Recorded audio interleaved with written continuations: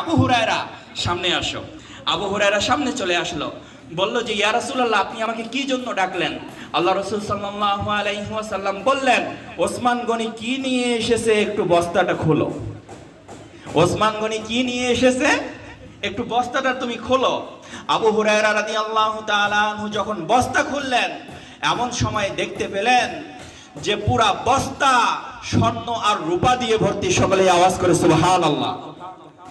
সম্মানিত উপস্থিতি, সমস্ত সাহাবের চোখ কপালে উঠে গেছে যে ওসমান গনি এত স্বর্ণ পেল কোথায়, ওসমান গনি এত রূপা পেল কোথায়।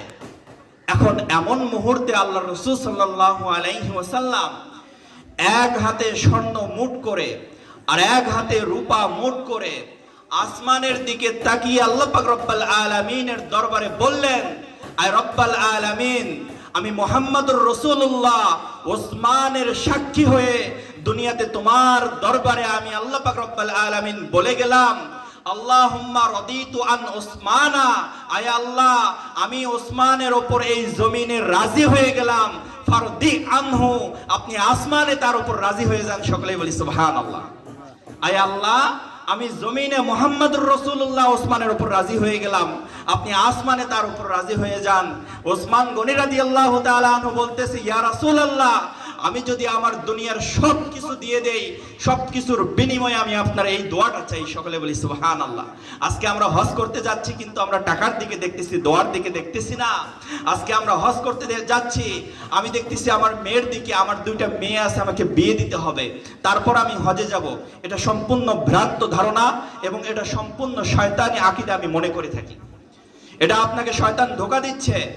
আল্লাহ পাক রব্বুল আলামিনের রাসূল বলতেছেন, কোন একজন হাজী সাহেব আসলো এবং তার পায়ের ধুলা আমি রসুলের কবরের পাশে পড়ে গেল। সেই হাজী সাহেব তার ঘরে চলে গেল। আল্লাহ রাসূল সাল্লাল্লাহু আলাইহি ওয়াসাল্লাম বলতেছেন, হাজী সাহেবের পায়ের ধুলা আমার কবরের উপরে থাকার কারণে আমি ওই তার পায়ের ধুলা নিয়ে আল্লাহর দরবারে উপস্থিত হব এবং আল্লাহ পাক রব্বুল আলামিনের কাছে আমি এই কথা বলবো, আয় আল্লাহ, অমুক বাংলাদেশ থেকে অমুক হাজী সাহেব আমার কাছে এসেছিল, ইয়া রাব্বাল আলামিন, দেখেন তার পায়ের ধুলা আমার কাছে প্রমাণ হিসেবে আমি রেখে দিছি। আয় আল্লাহ, যতক্ষণ আপনি ওই হাজী সাহেবকে আমার সাথে না দিবেন, ততক্ষণ আমি তাকে নিয়ে জান্নাতে যাব না, ততক্ষণ আমি তাকে ছাড়া আমি জান্নাতে যাব না। আপনি আমাকে ওই হাজী সাহেব দিবেন, তারপর আমি তাকে নিয়ে জান্নাতে যাব।